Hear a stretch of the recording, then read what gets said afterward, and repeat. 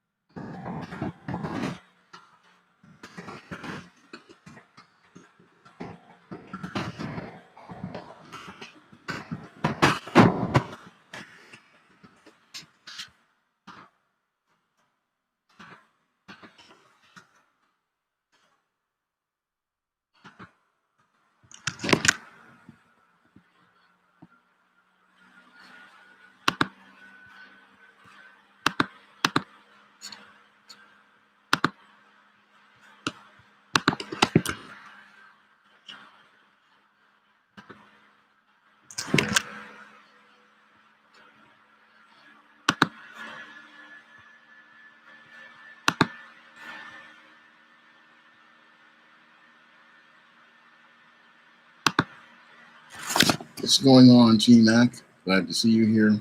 Well, tonight's live stream is going to be focused on two things. The first thing I'm going to be focusing on is Black Friday, the biggest shopping day of the year. And as part of Black Friday, I am launching my book, Easting Blast from the Past, on Kindle. And this is the debut on Kindle for Easting Blast from the Past. And I'm trying to get sales up for Easting Blast from the Past, the follow-up to Easting The Sands of Time. And this is a book you definitely would want to pick up because this story not only is the follow-up to the story Easting The Sands of Time, it also features the first SJS Direct comic, Easting No Good Deed. So you definitely want to pick this one up. And this one I wrote for all ages, so this is good reading to give to your kids, some action-packed African-American fantasy fiction, and you get a look at an SJS Direct comic or what an SJS Direct comic would look like in an upcoming project. So I'm going to leave a link to that book in the chat, and I'm asking everybody to go out and pick up this book on either paperback or Kindle format.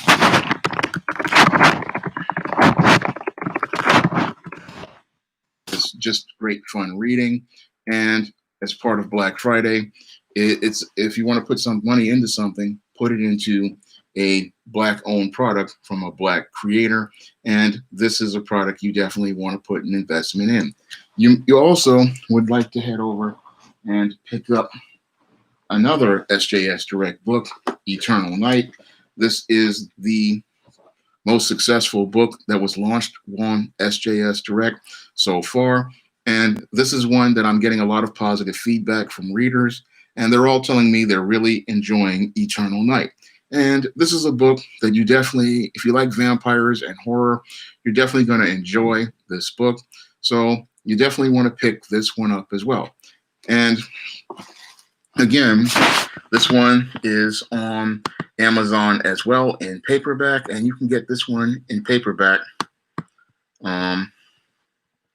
and Kindle Unlimited, because this is still available on Kindle Unlimited, I think, until the end of the year. So these are the two books of the launch of the SJS Direct 2020 fall catalog, and you definitely don't want to miss them. And on Black Friday, it's important to buy Black and support Black creators like myself, because that's how we get the money to continue launching new books and launching new publications. Now, with that perfunctory over, I'm going to get into tonight's topic. And tonight's topic is where I'm going to ask a very critical question of everyone. What is Black?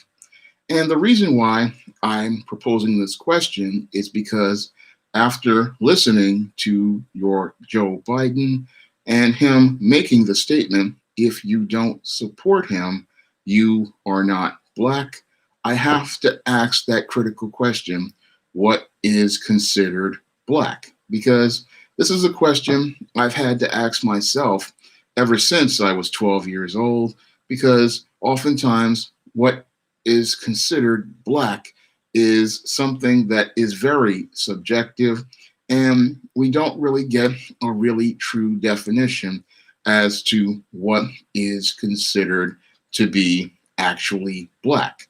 Now, the reason why we don't really get a true definition of what Black is because many Black people, when we came into this country, we came on slave ships from different tribes and from different cultures. And then we came into an American culture, which was not one that we made of ourselves. So there is no, as I see it, definitive Black culture. And that's really something that's a bit of a problem, because we have everybody trying to tell us what Black is, and we have not really made any serious efforts to go out here and define what Black is. So when I hear guys like a Joe Biden making a statement saying, oh, if you don't support me, you ain't Black, it takes me back to when I was 12 years old, when I was being told that certain things were considered to be not Black. I mean, things like comic book collecting were not considered to be Black, and things like doing well in school were not considered to be quote unquote Black. So I would ask myself at 12 years old, then what is considered to be Black?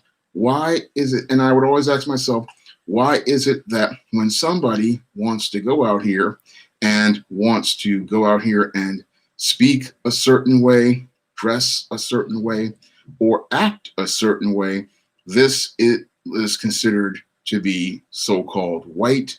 Why is it when a Black person wants to go out here and be well-spoken, well-dressed, and very, very focused on doing things like doing well in school, they are considered to be acting white? Meanwhile, talking in street slang, using lots of profanity, and wearing very, very sagging, bagging clothes and expensive sneakers and gold chains, this is considered to be real Black. And when I see people talk about how that's keeping it real, that's where I start to make a critical examination of that individual and say, this is a person who is getting their ideas about their Black identity from your white supremacist in Madison Avenue in Hollywood. And they're taking on that Black identity given to them by Madison Avenue in Hollywood. It's something I talked about in depth in my novel Spellbound. And in Spellbound, I talk about how many of these Black folks, they get spellbound because they want to fit into the box that's acceptable to white people. They want to be the Black that is acceptable to whites. And to become that Black who is acceptable to whites, what they will do is take on these personas that were created by white people and make these stereotypes into part of their identity. And over the years, I've seen so many Black people go out here and adopt these personas as part of their identity. And they do it without even flinching, thinking that this is quote unquote a real black person, but in actuality, all they're doing is acting like a stereotype that white racists created for black people to fit in. So instead of this person aspiring to create a persona based on what they would consider to be black, they want to fit into the identity of blackness that is considered acceptable to white people and pre-packaged personas created by white people.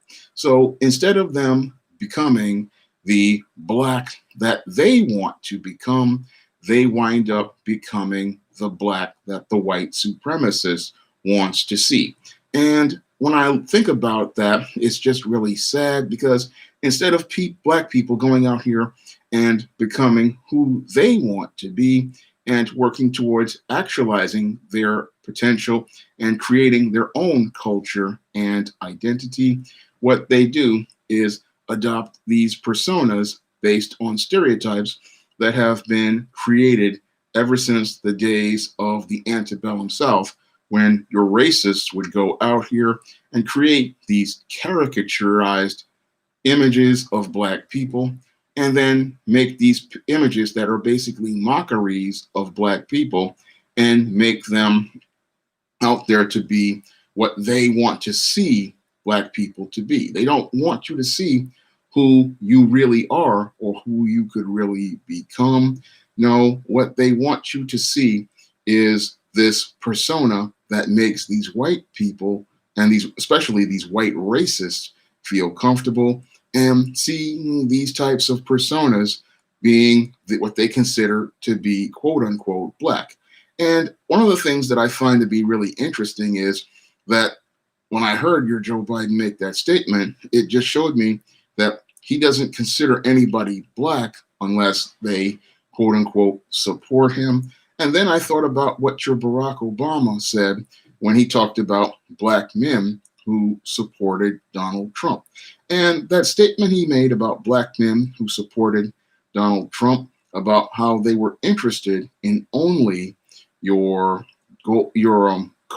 bling, women, and money, that was him saying that the only black people he sees as black are these hip hop type guys, these thug type guys. So in his eyes, this is what he considers to be a black person. And that's really quite troubling because I noticed that when you have a lot of guys out here like myself who are intelligent, regular brothers out here, I have to ask the question, what am I if this is what they consider to be black? And again, I've asked that question ever since I was 12 years old, and I still have to ask that question to this day, what is black? Because it seems like this, you have to fit within, again, certain categorized boxes in order to be considered quote unquote black or acknowledged as a black person. So you don't have an opportunity to go out here and be yourself. You have to go out here and be one of these personas in order to be considered black. And this is, again, something I talk about in my novel Spellbound and with Matilda's story, because they didn't want to consider her black because she was out here dressing in regular clothes and wanted to do well in school and had a father in her life. And because she was biracial and came from a home with a white father and a black mother, people didn't want to consider her black. But the real reason why they didn't want to consider her black had related to her culture and her identity, which was not fitting this black box that was acceptable to white people.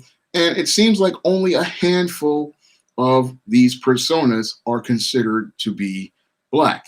And those personas, from my personal experience, are usually the loudmouth black woman who is big, fat, and obese, the skinny hood rat who has a loud, foul mouth, or the light-skinned promiscuous girl Or you have the guy who is into sports and dunking basketballs. You have the thug, you have the bad boy, and you have the joker.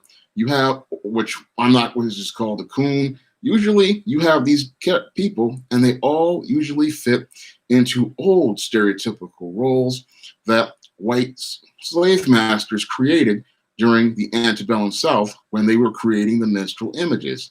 And in order to be able to, as I see it, progress in this society in some ways, it seems like only these kinds of people are considered black. And there are other group of black people who will come from the boule, who usually come from these elite black families. These are also people who they consider black. So it's like only a handful of people are considered to be actual quote unquote black as related to identity in this country under the dysfunctional mindset that people have been taught. So people, when they go out here and they see a black person who does not fit into this box or fit playing these kinds of roles, they don't really want to see that person as a black person, and they don't want to acknowledge that as a black person because this black person does not fit their narrative, and they don't fit into their ideas of what a black person is.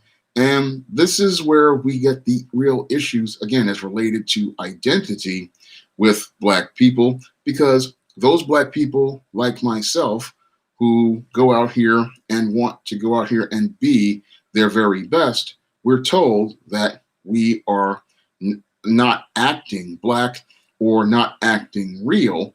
And the problem is that this person who says that you're not acting black, quote unquote, or not acting real is coming from a fantasy that was created by white supremacy as related to black culture and related to black identity. Instead of them trying to step out of that box that was created to keep black people from moving themselves forward and actualizing their potential, they want to stay inside of the box. And the reason why they want to stay inside of the box is because they think that there are benefits to fitting inside of the box. So you have some black people out here, they want to keep these identities. Thank you, Mobar, for the super chat. I really appreciate it. If you want to donate to the super chat, you can do so as well. Or if you want to donate to the Cash App, you can donate to the Cash App as well. So you have options for your donations if you want to donate. Again, you're helping out a black-owned business and helping me keep these live streams going. And each donation is Black Friday. You know, if you want to spend money, the best way to do it is by participating in group economics and keeping black dollars in black businesses, which keeps black dollars in your community. And it helps me do things like hire black artists to go out here and do covers for SJS Direct Books. And it also helps me be able to help support other black creators, because I recently bought a package of Concrete Comics, which is a black comic publisher, and I'm going to be doing reviews of those comics next week. So I have a PayPal as well, #KT, and that is sjsdirectamerica@gmail.com. That's my PayPal. So that you have that option as well. And again, I when I thought about it, it's like, what is black? Because everybody wants to tell you that real black is being in the street, being in the hood, being a thug, being a bad boy. And that took me back to a movie I watched from Robert Townsend called Hollywood Shuffle. And when I was sitting there watching Hollywood Shuffle as a kid, I never thought about that skit he did when we're talking about black acting school, where he had this black actor and he was doing the jive walk all wrong. And then the white guy had to teach him how to do the jive walk. And when I got older and I saw that scene once again, it really resonated with me about Black identity, because here we have a white man teaching a Black man how to be Black. And that's one of the things that I have a real issue with, because when it comes down to a lot of this media out here that we're told is so real and is so quote unquote Black, oftentimes we only get a white person's idea of what Black is.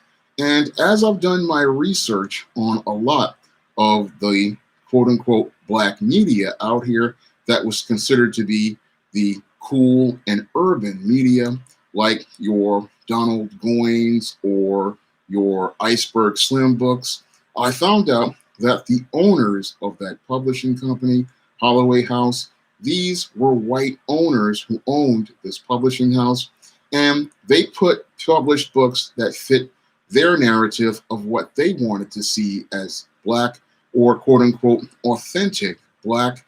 And their ideas of Black, again, fit these old stereotypes.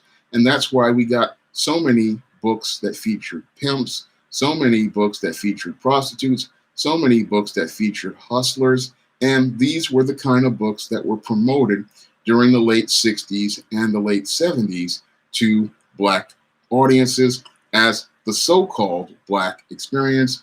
Meanwhile, we didn't get many stories about Black people who were going out here achieving, many Black people who were out here accomplishing.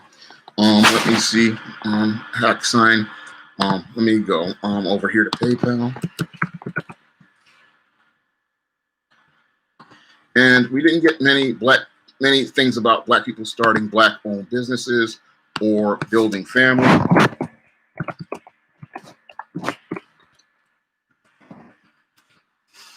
We didn't get those stories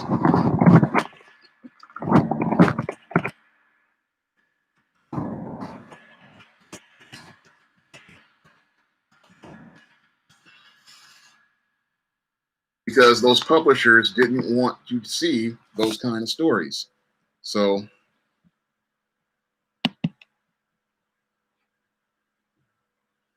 that's why we didn't get those kind of stories. And they wanted to push a certain type of story. They wanted to push a certain kind of image, and they wanted to push a certain type of narrative. And that's why we got those kind of stories from those publishers. And when I think about those kinds of stories that they were producing, it really makes me want to think about why it's important for us to control our own image and why it's important for us to own our own stories and control things like publishing houses, because that's the only way we can get our stories out there and our stories to let people know what our experience really is. So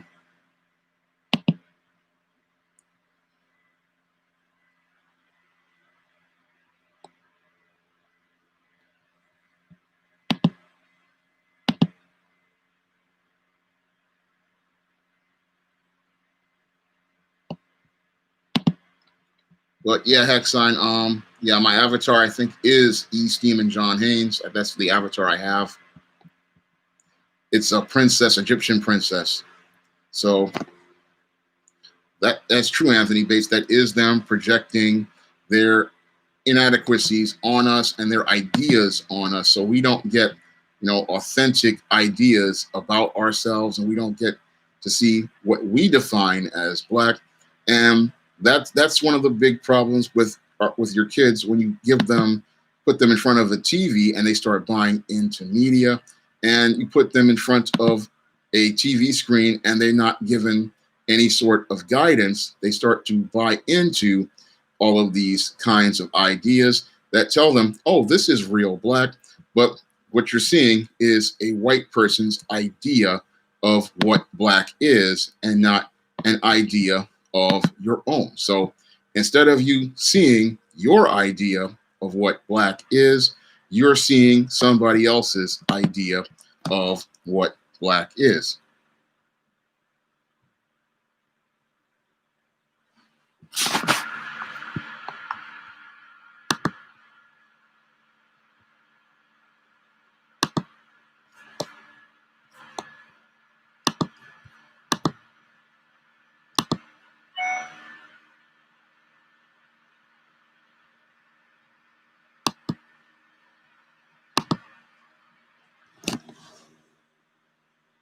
So that's one of the things that when I think about what black is, and a lot of kids, they buy into a lot of this media. They buy into these ideas of what they think black is, and it really messes them up. What inspired me to write Eternal Night, Zken? What inspired me to write Eternal Night is I wanted to do something very different as related to the goth novels I was doing, because when it came down to African American goths, I had did one about the goth scene, 3 books: Spinsterella, Spellbound, The Legendary Mad Matilda. And with Eternal Night, I wanted to do something that had its foundations in the SJS Direct universe. So I wanted to do a vampire story based on Lilith Graves, and I wanted to show how she became a member of the undead. So that was one of the things that inspired me. The other thing was a Josh Howard live stream that he did talking about vampires and spirituality. Now, Josh Howard is a very popular comic artist, and he did this live stream talking about how they oftentimes remove a lot of the spiritual aspects as related to supernatural characters like vampires and monsters. And I knew what he was talking about, because I myself, I put a lot of spiritual things as related to God in books like Isis, Night of the Vampires, Isis, Bride of Dracula, and Isis, Escape from Transylvania.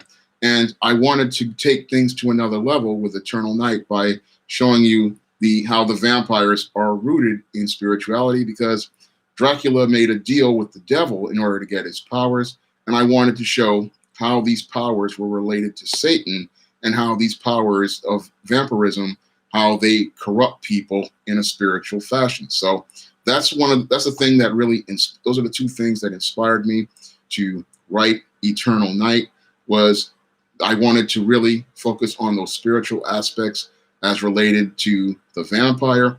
And I also wanted to go out here and really put together a fun black vampire story featuring black characters.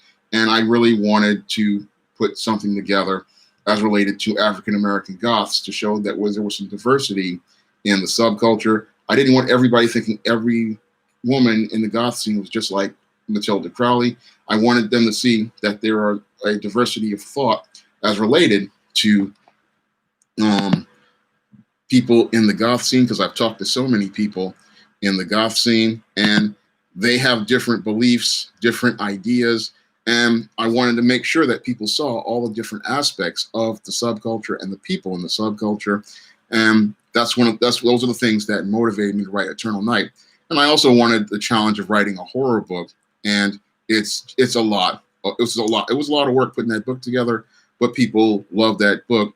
And I also wanted to show, that there was diversity as related to black people, because we don't really get to hear those kinds of stories as related to black people, because most black people, they want to fit into that black box that's acceptable to white people. So most black people out here, they want to buy into these personas because they feel comfortable, they feel safe. And when your parents are raising you, you're thinking that this is the only way you can be black, so-called real black, is to be either street, either hood, or thug, or be one of these images that fit a narrative that make people feel comfortable. But a lot of times what I find from black people, is that they feel extremely uncomfortable trying to fit themselves into these roles. And this is what leads to a lot of anger out here. You have a lot of black folks who are trying to fit into these roles and trying to make other people, whites and non-blacks, feel comfortable, but they're frustrated inside of themselves because they feel like they can't be themselves. What's going on, Mr. 08? Glad to see you here. I'm talking about what is black, and I'm also talking about the Black Friday sale that I'm doing, because thank you for the donation. I really appreciate it from PayPal. Really appreciate it. Thank you very much. Again, you can donate through PayPal, the Cash App, or through the Super Chats. and I use that money for projects, again, like the 2021 catalog and things like the upcoming either Isis or John Hayes graphic novel. That's something I'm planning for next year.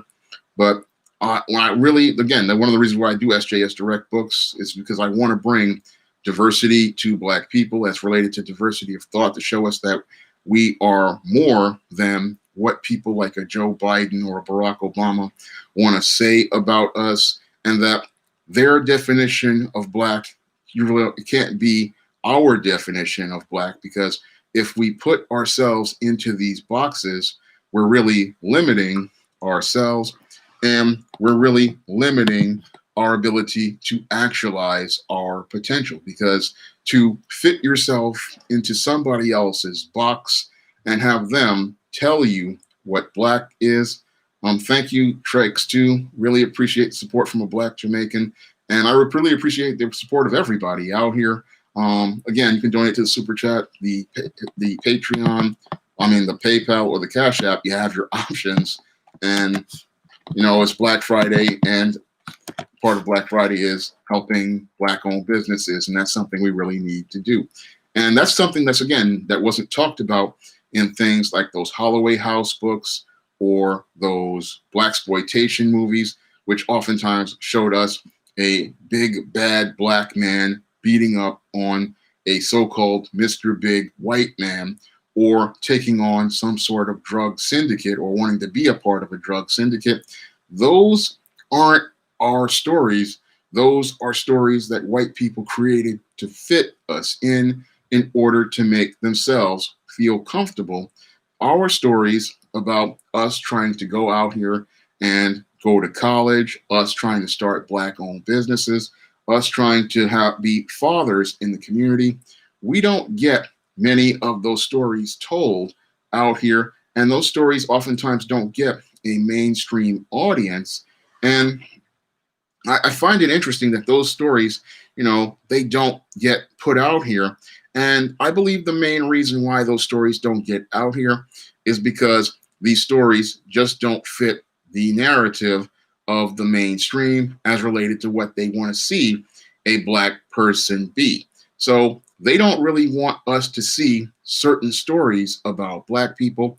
And this was something that I noticed back in the 1990s when I was trying to get my first book published. I've always found it interesting that we oftentimes got books from these publishers that often featured the so-called single successful Black woman who could not find a Black man, and she couldn't find this good Black man. And this was what was pushed all throughout the 1990s. However, when a Black male writer like myself would come to the marketplace, the editors would not want to even consider any sort of book that a Black man wrote. So I always found that interesting, because it seemed like, oh, you can pick up publish the books of the Black females out here who are pushing a story of a downtrodden, miserable Black woman. But when a Black man wants to come out here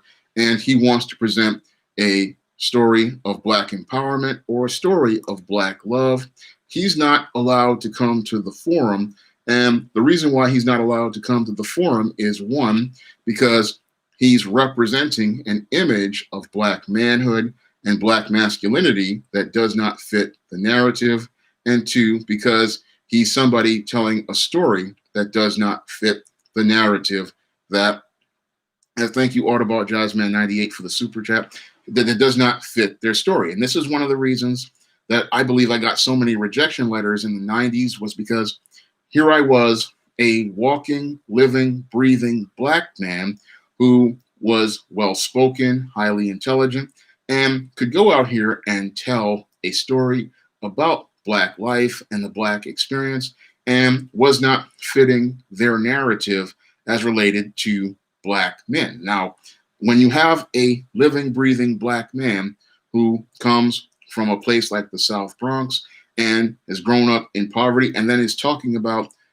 being able to write a book, that's something that refutes many of the narratives that were being presented by women like Terry McMillan, who told the story about the quote unquote no good black man who was a bum and was not capable of taking care of a black woman. So they didn't like the idea of a man like myself being out here a living, breathing testament and somebody who was writing stories that did not fit their narrative, because that's not what they wanted to see as a black man.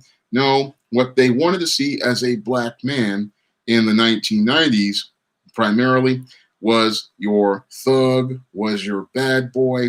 They wanted to see that black man as the ideal image because that's what they considered to be quote unquote black. That wasn't what I considered to be black.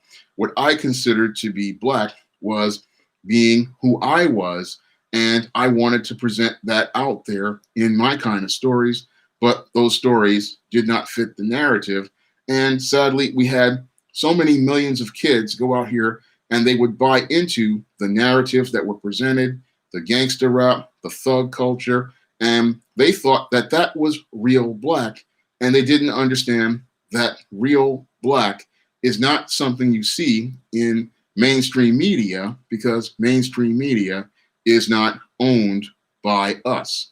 And that's something a lot of black people, when they go out here and talk about they're trying to be real, they don't understand that everything that you see as quote unquote real was an illusion that was created by many people in the mainstream media. So you're thinking this is quote unquote black, but this isn't black. This, what you think is black, the street guy, the hood guy, the ghetto chick, that was an image that was created by a white person. And what they want to see is you take on those roles, because once you take on those roles, it makes them feel comfortable about their place in the world. And it makes them feel comfortable because they have somebody who is validating their ideas about being black.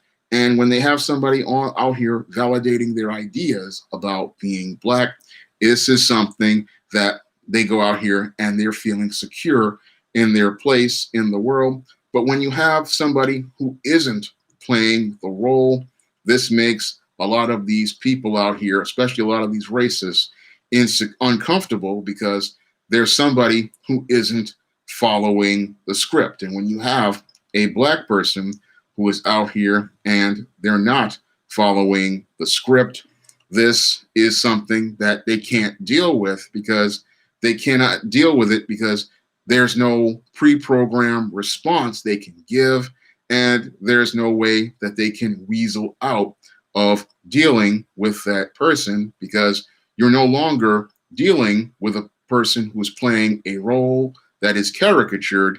You're dealing with a real person, and dealing with a real person, that's something many are not used to, because they're used to creating the reality.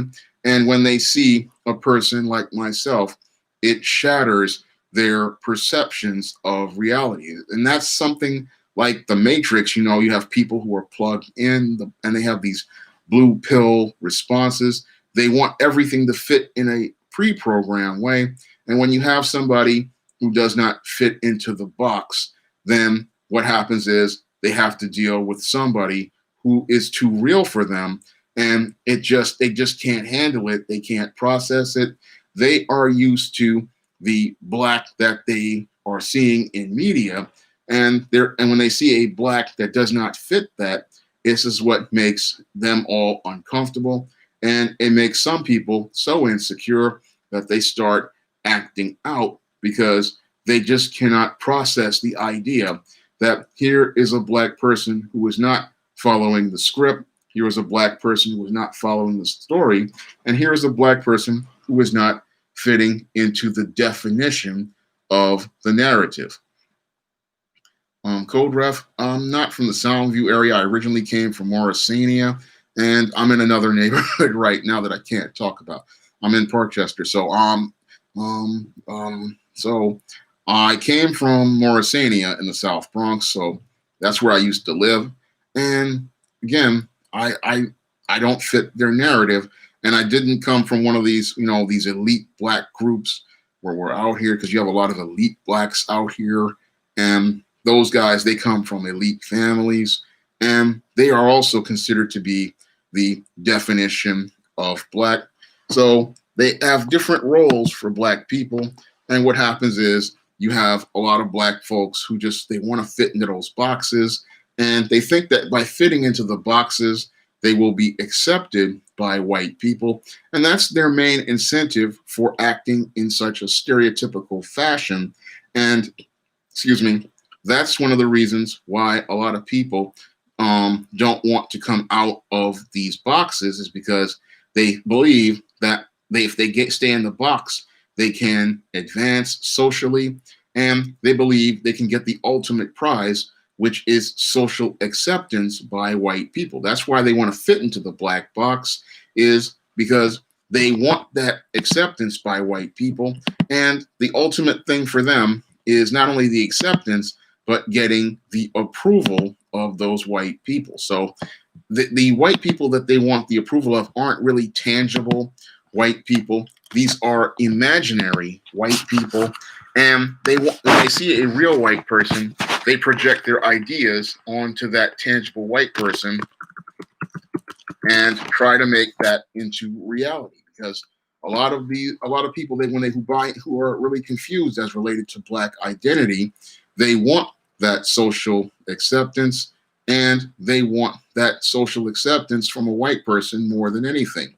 So that's something that's rooted, again, from slavery and the codependency that some black people have.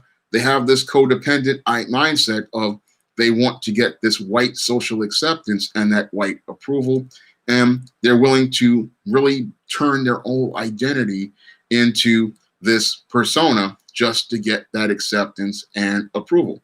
And one of the saddest things that I've seen with a lot of black folks who want to be quote unquote real or whatever it is out here is that they're willing to practically, throw away everything that they work for as related to actualizing their potential. So a lot of times you have black folks who they have an opportunity to go out here and really grow and change, but they won't go out here and take that step because they believe that if they take that step to grow and change, they're going to be quote unquote acting white or quote unquote selling out. When in actuality, they're missing out on an opportunity to move themselves forward, and they're willing to stay in this quote unquote hood in order to stay quote unquote real.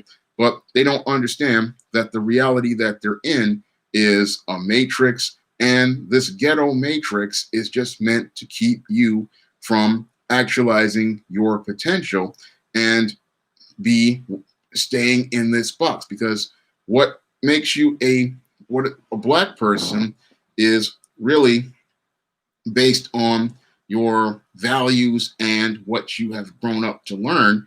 And again, that definition of black is not something that should be defined by anything out here as related to these ideas that people have. I mean, why is it, again, when somebody wants to go to college, they're acting white, but when they go to jail, it's considered to be real black? That's a critical question many black people really need to ask. And once you get the answer to that question, you start to realize how these ideas are just creating a lot of dysfunction for black people, and it's keeping them in a black box where racists keep them from actualizing their potential, because we celebrate the black person who comes and goes to jail or comes out of jail, but the black person who comes out of college, we don't celebrate that person, we don't support that person, and we leave that person by the wayside. And what happens is that person is told they're not black, even though that person has made every effort to improve themselves. That person has made every effort to build themselves up, and they are trying to actualize their potential, and they want to help out other black people, but they're told they're not black.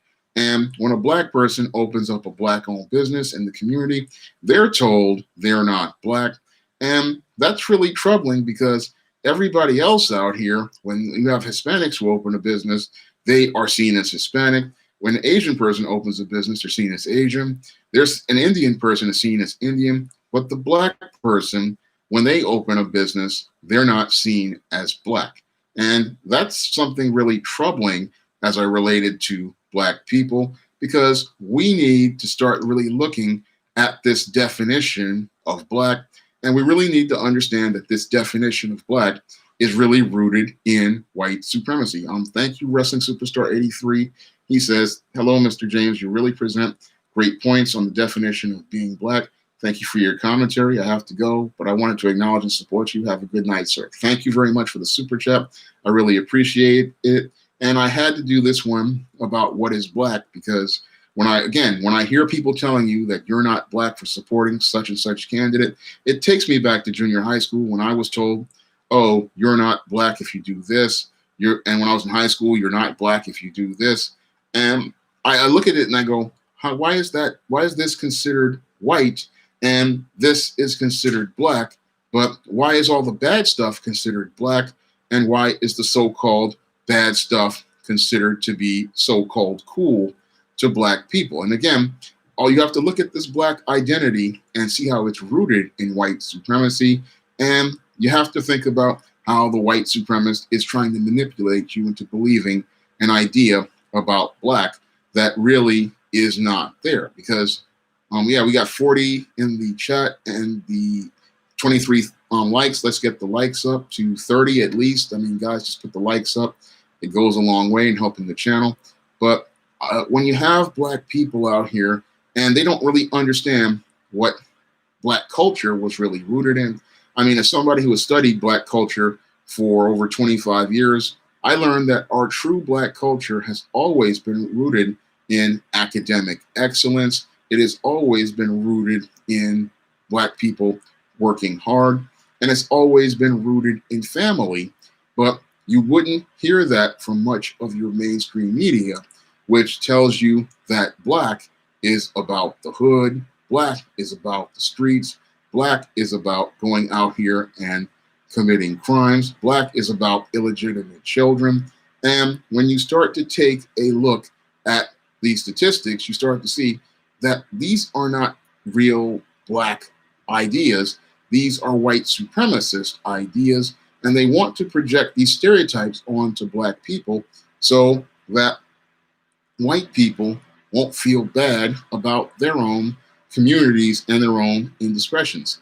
Mobar, yeah, I was the guy who read comics, and yeah, you weren't considered to be quote unquote authentic black. You were only considered to be authentic black if you were out here wearing the Air Jordans and listening to super loud rap music. And again, that's a black identity that was created by Madison Avenue, and it wasn't created by us.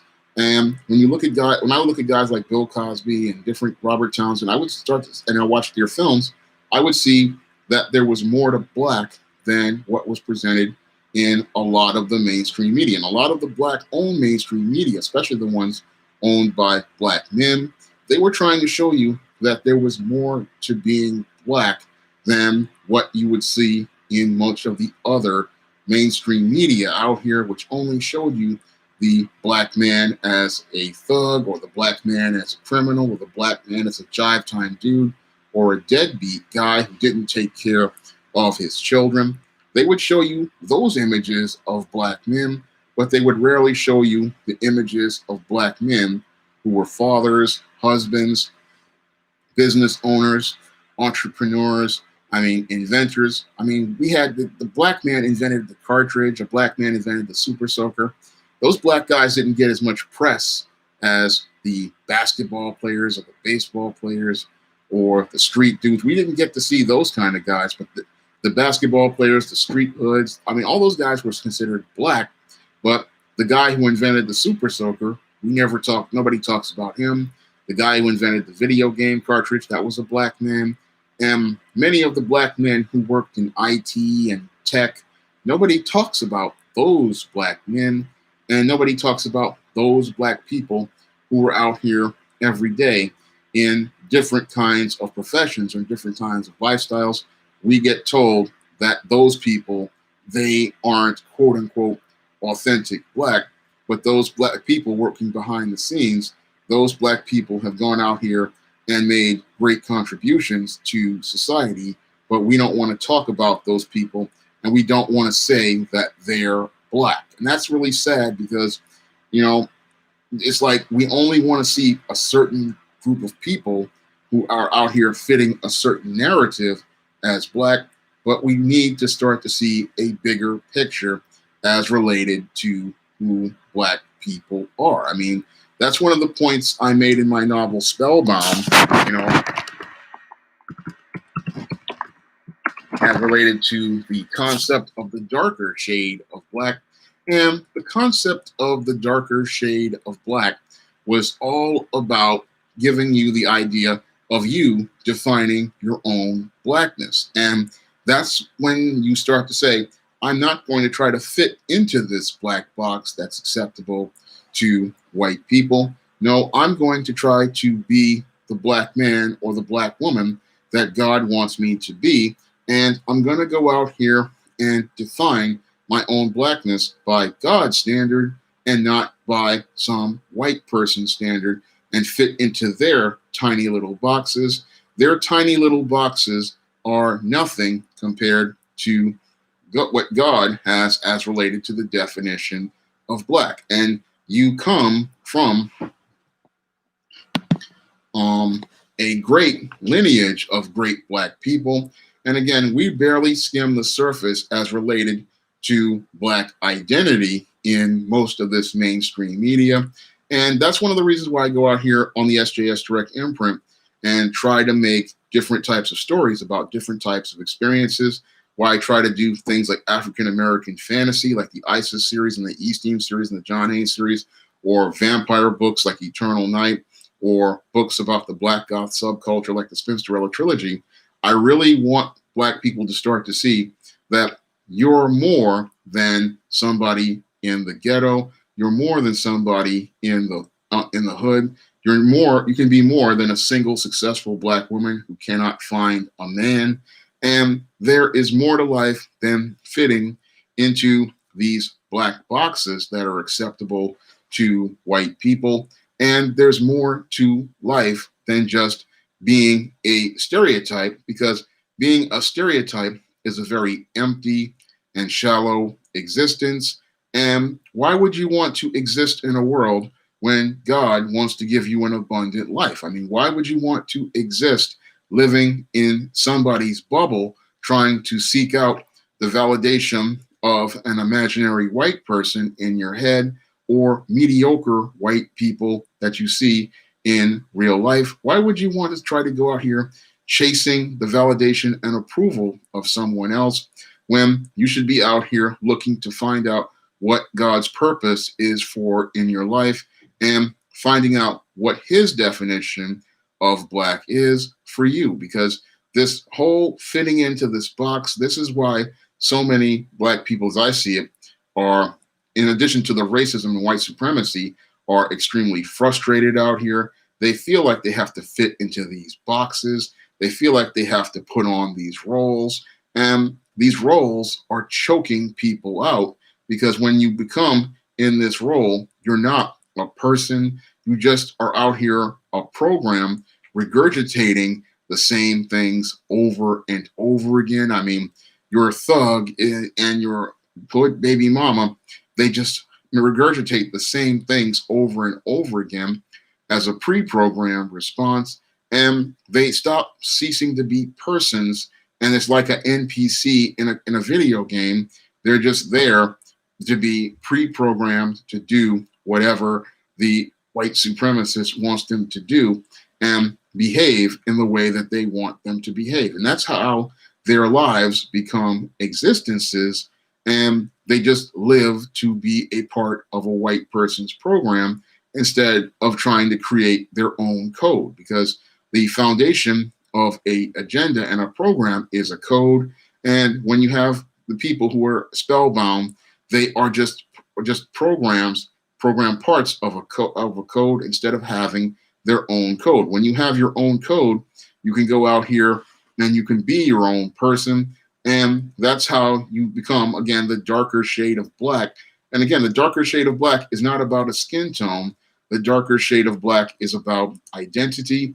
And it's about you defining your black identity and saying that I'm going to create my own road and I'm going to be the black that God finds acceptable and not the black that white people find acceptable, because that black that that these racists find acceptable, I'm not going to say white people because I'm going to say racist, these racists find acceptable is a black that makes them feel comfortable. And what makes them feel comfortable is seeing a black person in a less than position participating in stereotypical behavior, because as that person participates in that stereotypical behavior, it makes their world feel secure. It makes their world feel smooth because this person is not somebody who is presenting a threat to them by being a competitor as related to going out here and achieving academically, achieving professionally, or looking to compete and have success that would make them appear to be somebody who has power. That's something that people don't really want you to see, are powerful images of black men, powerful images of black women. And I also notice, again, as related to these stereotypes, and this is a segue talking about black women, they never want you to see these slim fit sisters out here. Oftentimes, again, when they talk about black women, they're always talking about these obese black women who are loud and fat and love food, but they don't talk about the slender fit sisters out here. And that's, again, something that is done by design, because they don't want you to see a black woman as attractive, and they don't want to see her elevated to the same position as a white woman. And they don't want you to see slim fit sisters, because that's going to make them, these white women, look less attractive in comparison. And Mr. 08 makes a good point. Yes, they do like blacks they can easily identify, and that's why they push the narrative of this is a defined black person as this sagging pants thug or this hood guy or this hip hop guy. That's what makes people feel comfortable. And they push that because they want black people they can easily identify. So they know who they're dealing with, and they know that they're going to get a pre-programmed response. And they know that once you get the pre-programmed response, you know that this black person is not what you could consider to be a threat. So that's why they want black people who fit their definition of a black person, but we cannot take that definition on ourselves, because what we consider to be black should be based on our standard. And this was something I was talking about on a goth board. An artist had put up a picture of an image in the Tim Burton style and talked about how Tim Burton didn't make any black images of goths, and talked about how he didn't want any people of color as related to his aesthetic. And I put up a post saying, hey, it's not for him to make images of black goths. It's for guys like me to go out here and create those types of stories. And a lot of people in the goth scene actually understood what I was saying, because they were like, yeah, Tim Burton can't do it. We have to go out here and do it. We have to go out here and tell our stories. And we are the ones who define our blackness. And I made that point, and people got it. And then the whole thing is, we have to make those efforts, because other people cannot tell us what black is. And we have to go out here and define that for ourselves and define it on our terms. And that's when I was saying in that board, I was telling them, hey, Tim Burton cannot design a black goth aesthetic, and because we have a completely different experience, we have a completely different culture, and things like the Victorian era, that was a lot of people love that style in the goth scene. That was a very dark period for black people, because we were dealing with lynchings, we were dealing with terrorism from the Ku Klux Klan, and we don't want to celebrate that era because it was a very dark period for us. But there were other periods we would want to celebrate, because there were Black people who were a part of the goth scene, and they've been there since the inception. And you can easily tell a story without having to use a Victorian goth aesthetic. And like I did with Spellbound and Spinsterella, I would use, eras that had things that were positive for Black people, things like the fashions of the sophisticated sisters of the 40s, 50s, and 60s, and the way they would dress up. I mean, if you look at some of those pictures, you would see some very beautiful Black women. And those are things that we would celebrate as related to our image and our aesthetic. We wouldn't go out here and celebrate one era, but we would celebrate another. And again, that Black is something that many people, they would consider again to be acting white, but it is just as valid a Black identity as any other out here. And again, Black identity is something that really needs to be expanded upon, because we have Black people who live all different types of lifestyles and all different aspects of life, and they are Black people. But what we get from the mainstream media is told these people aren't Black. And when you hear guys like Barack Obama saying, oh, it was the bling, the money, and the women that made them support Donald Trump, or somebody like Joe Biden say, you don't vote for me, you ain't Black. I mean, this is an attack on Black people that makes some want to fit into these Black boxes that are, quote, acceptable to white people. And those boxes have stifled and suppressed Black people for centuries. And these boxes have prevented Black people from building a larger community, expanding a larger community, acknowledging people who are a part of our larger community, and us seeing ourselves as a rich and diverse people. Thank you, Steve Wallamack, for the super chat. Peace and health to you as well.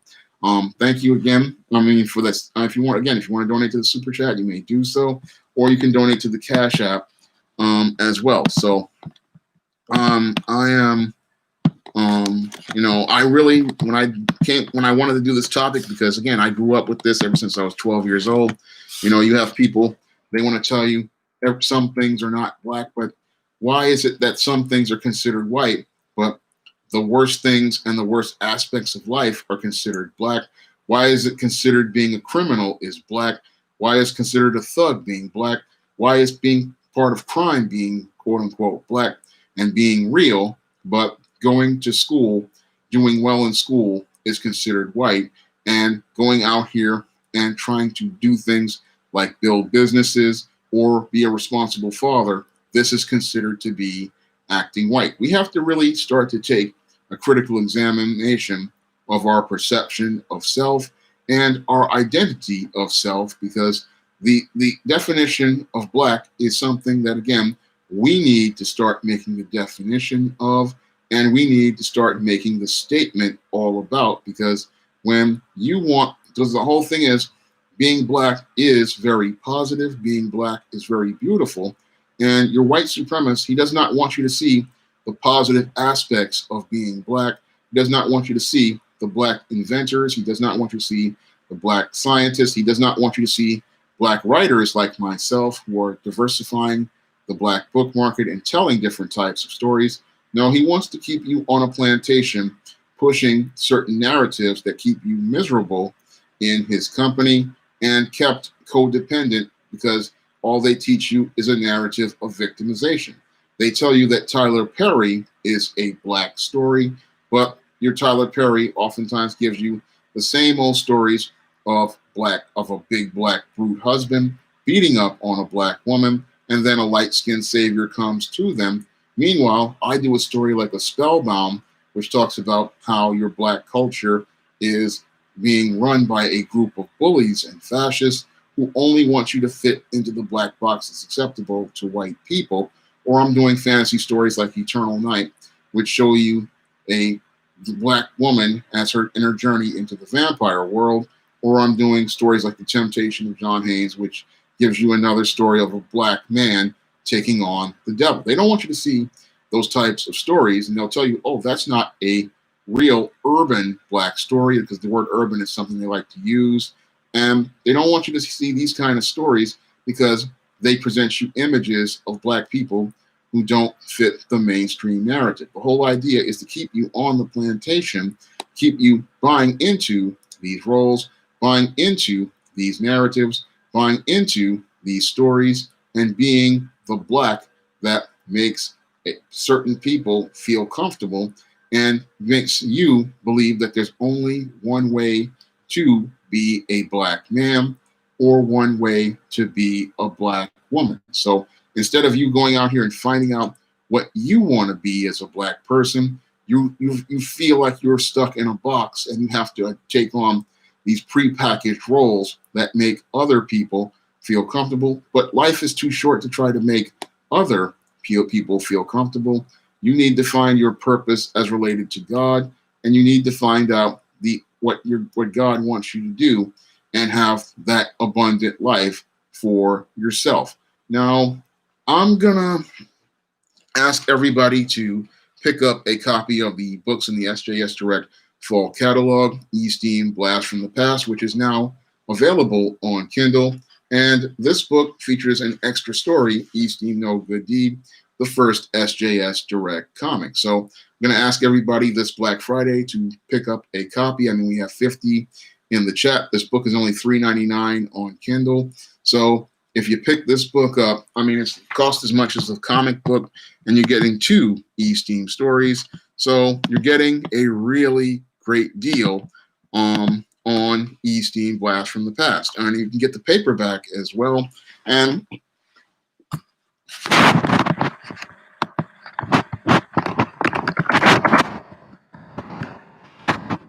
so you can get Blast from the Past today, and it's a great book. You can give this to your kids. It's very PG and it's family friendly. And I also have Eternal Night. This is a great gift for teenagers or older readers. I mean, this isn't Twilight. There are no sparkling vampires here. So this is a great book you can give your kids or people who are into horror fiction. It's the best launched SJS Direct book ever.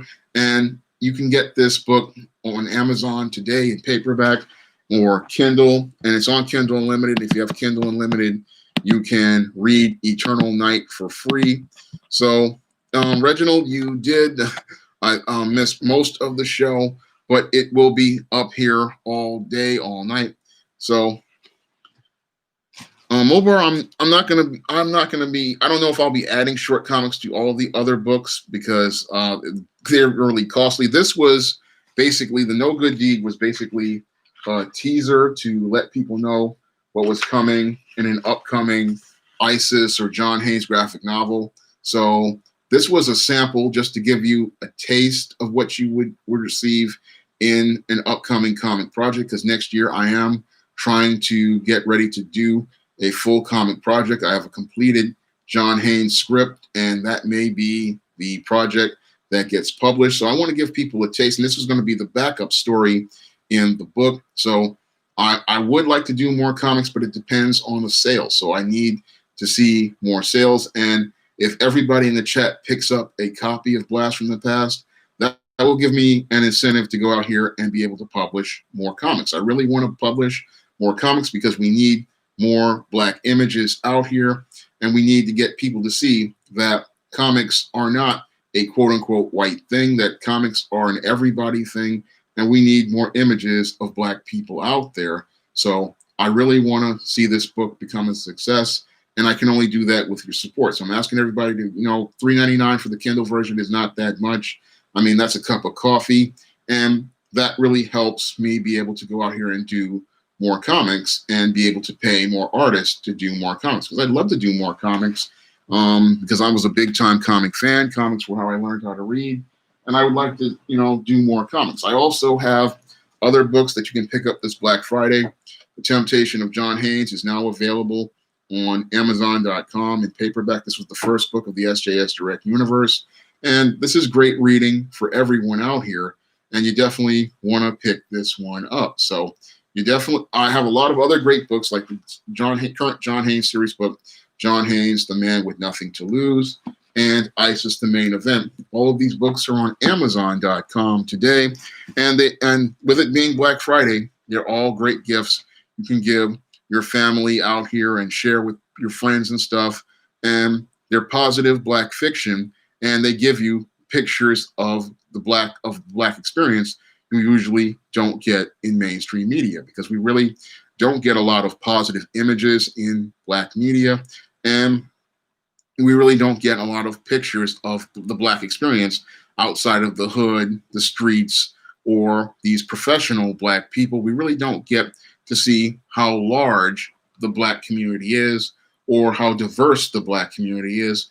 And one of the things I try to do is give you that diversity, so you don't sit there and think that there's only one way to be Black, because that's one of the big problems we have in the Black community today, is that everybody wants to follow lockstep down a road to this so-called idea of real, and they want to buy into this reality that white supremacists have created as related to the Black image, instead of going out here and using their freedom to go out here and make their own road. Over, I am doing a follow-up to John Haynes' A Conversation with Death, called John Haynes at Death's Door. And that's the book I've been working on. It's actually the comic script I've been working on. I know your son loves The Conversation with Death, and I'm getting ready to try to do a comic based on the follow-up story. So that's the next thing I'm trying to do. And as related to the comic next year, is I really want to do this John Haynes at Death's Door story. And this, again, is a follow-up to A Conversation with Death. And this is a story I definitely want to get out here. I heard a lot of people love John Haynes, and that's the comic I want to get, done. I've talked to an artist, and I think I'm on the way to getting an artist I think everybody will love to be on this project. And I really want to get this out here. And again, I can only further expand the SJS Direct imprint with your support. And I'm still trying to, do things, because I don't want people out here, to be with the idea that Black is only streets, hip hop, drug dealing, the worst aspects of Black life, because I've seen a richer picture, and I want to give you a richer picture of the Black experience, so that you don't have to have guys like Barack Obama and Joe Biden, or the guys in the street, telling you what Black is. You can go out here and define what Black is for yourself, and you can find a richer and bigger picture of what Black is, because Black is more than what you see in this media. Black is more than what you see on the streets. Black is an identity that is far larger than what we see out here, and we have barely scratched the surface of what Black is. And we have to start saying to ourselves, I'm not going to fit into this black box that's acceptable to white people. I'm going to go and define my own Blackness, and I'm going to find a road to Blackness that will help me, again, improve the quality of life in my community, and really change the image of what Black is into something far greater than anybody could ever define in one word.